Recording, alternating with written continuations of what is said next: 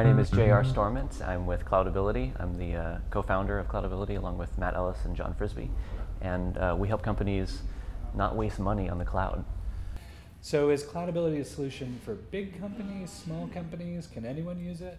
Yeah, I mean, it really is a solution for anybody who's moving onto the cloud, which is a broad range of people. But the people who tend to use our product now and get the most value out of it are tech companies who are going all in on the cloud.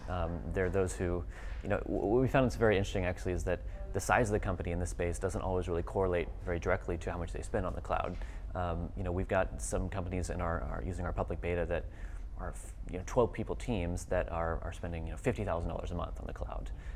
So the people who get the most value from us are those that are using the cloud for a lot of different areas. They have a lot of different services in the cloud, and they're looking for ways to manage and track that and to make it more effective and efficient.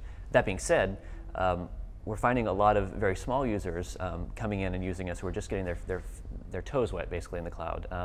I just did a case study the other day with a small research group at NASA that has a very tiny budget. They have like $500 a month to spend on the cloud, and they're using us to make sure they don't blow that budget, because it's very important for them if they leave something on and at the end of the day they don't get a notification about it and they go home and it runs over the weekend, it could blow their budget for the month. So they're using our free tiered plan, but it's very important to them to track those things very closely. So it's basically anybody who's thinking about using the cloud, moving into it, using it at a great scale, and is concerned about their costs.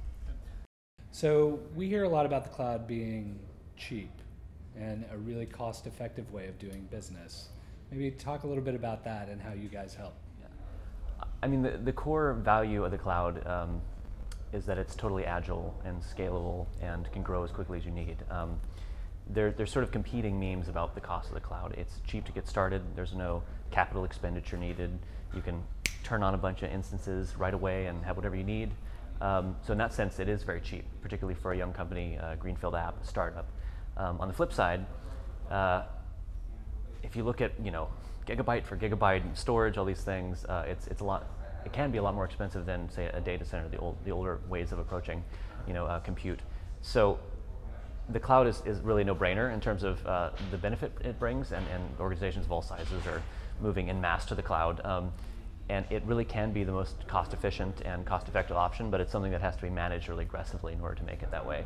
And that's one of the things we do, is help people understand where their costs are going, see it all in one place, pull it together so that they can look at all their costs from multiple vendors and providers, and identify areas where they could be a little more efficient in their spending, and areas where they might not, where they may have a little waste as part of it. So, what's it like being a startup in Portland?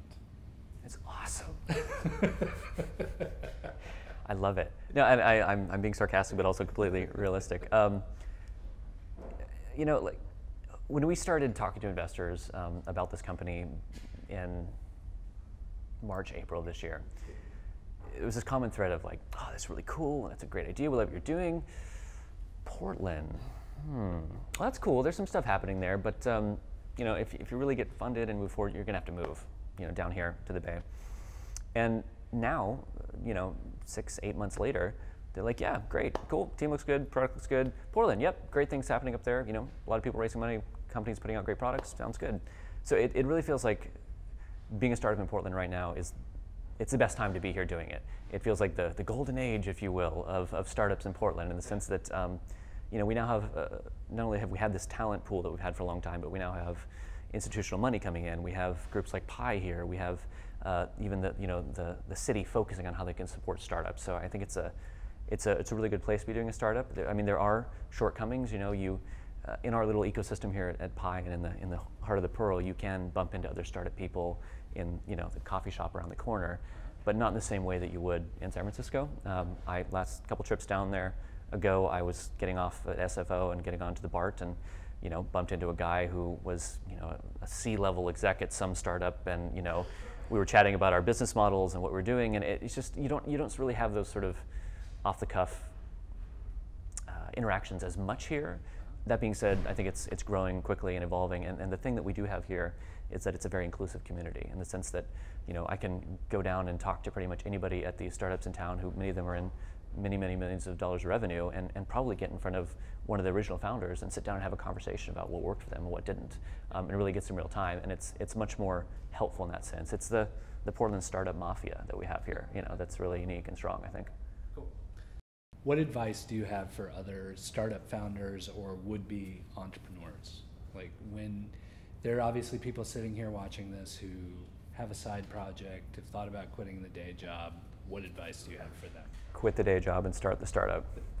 I had this conversation today. One of the guys we're talking about bringing on, he said, you've got kids. How do you think about managing the risk? I mean, your startup, that's risky, isn't it? And the way I look at it, like, if I had a corporate job somewhere at some large company, they could fire me tomorrow. They could have layoffs. I could be out of work like that. Now, granted, a startup isn't, the most safe, secure, long-term play. There's huge rewards, but there's also huge risk. But what we have as part of this process is we have a huge exposure to a huge network of other partners and companies that we're working with. As I was saying, every day we interact with other startup folks who are building big businesses, who are starting small businesses, all across the board. There's all these contacts that we're making that quickly lead into other roles if we need them. I came from years of doing consulting.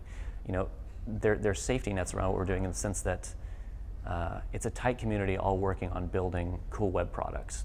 And so the networks you build when being a part of a startup in a small community like this, in Pi, in Portland, in a Techstars, in a Y Combinator, whoever it is, they're huge and they're really valuable. And I think there's a lot bigger safety net there, really, in a startup that's a deeply connected startup than there is in a standard, safe, get your MBA and go get a good corporate job with a retirement plan, because you're in control.